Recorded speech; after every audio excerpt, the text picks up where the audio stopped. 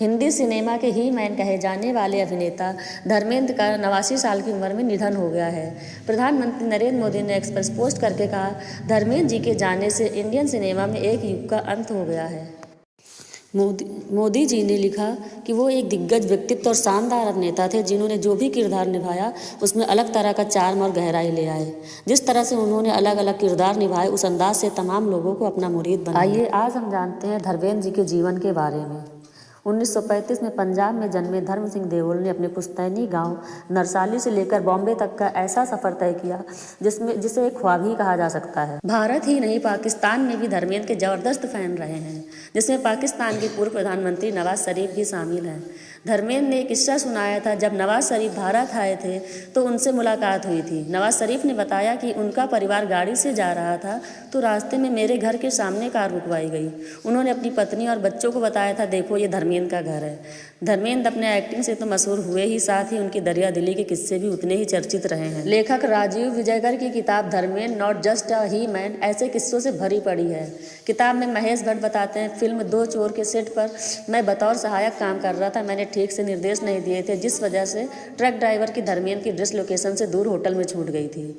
ये सीन हर हालत में सुबह सुबह शूट होना था, वरना निर्माता का बहुत नुकसान हो जाता। मैंने धर्मेंद्र को यह समस्या बताई। धर्मेंद्र ने बहुत हमदर्दी से मेरी बात सुनी और वो उठे।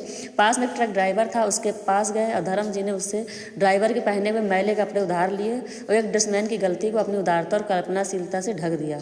बचपन से शुरुआत करें तो पिता लुधियाना के पास सोने वाले गांव में गणित के मास्टर थे।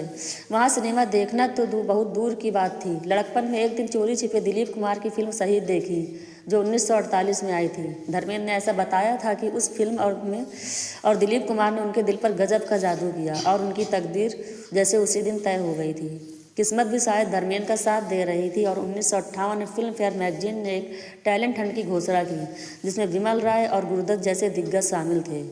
उस वक्त मलेरकोटला में नौकरी कर रहे थे। धर्मेंद्र वहाँ जॉन मोहम्मद फोटो स्टूडियो गए और कहा कि बस कुछ ऐसा करो कि दिलीप कुमार बना दो और सिलेक्शन हो जाए। और हुआ भी वही। गाँव का लड़का सिलेक्ट होकर बॉम्बे जा पहुँचा। विमल रॉय ने खुद धर्मेंद्र को, जिन्हें वो धर्मेंदु बुलाते थे, उनका पहला रोल दिया था फिल्म बंदनी में। हालांकि बंदनी बनने में वक्त लग गया और इसी बीच संघर्ष के दिनों में अर्जुन हिंगोरानी ने धर्मेंद्र को फिल्म दिल भी तेरा हम भी तेरे के लिए साइन किया। धर्मेंद्र के आइडल रहे दिलीप कुमार ने एक फंक्शन में कहा था कि जब वो खुदा से मिलेंगे तो पूछेंगे कि उन्हें धर्मेंद्र की तरह खूबसूरत क्यों नहीं बनाया। इस पर धर्मेंद्र ने बीबीसी से कहा था, सोचता हूँ कि लोग कहते तो हैं तो शायद सही होगा। ही मैन कहते हैं, ग्रीक गॉड तक कहते हैं। मैं तो अपनी खूबियों में भी खामियां ढूंढता रहता हूँ। सोचता हूँ कहीं चाहने वालों के उस मकाम को मैं खो न दूँ। हालांकि डांस के मामले में धर्मेंद्र का हाथ बहुत तंग था, पर उन्होंने यमला पगला दीवानों में अच्छा डांस परफॉर्म किया था। फिल्म में मैंने पब्लिक के बीच नाचने से मना कर दिया था, इसलिए मेरे लिए क्रेन लगाई गई। फिर मैं ऐसा खुला कि शर्म चली गई और आपका धर्म बेशर्म हो गया। इसी दौरान हेमा मालिनी के साथ भी उनका इश्क परवान चढ़ा। धर्मेंद्र की शादी प्रकाश कौर से तब हो चुकी थी। जब धर्मेंद्र ने 1980 में ड्रीम गर्ल हेमा से शादी की तो इसे लेकर काफ़ी विवाद हुआ। एक समय करियर में धर्मेंद्र की ज़बरदस्त शोहरत थी, तो शराब की लत ने उन्हें नुकसान भी पहुंचाया, जिसे वो खुद भी मानते हैं। बाद में धर्मेंद्र प्रोड्यूसर भी बने और अपने बेटे सनी और बॉबी देओल को विजेता फिल्म के बैनर तले लॉन्च किया। हालांकि वो बेटियों ईसा और अहाना के फिल्मों में आने के हक में नहीं थे।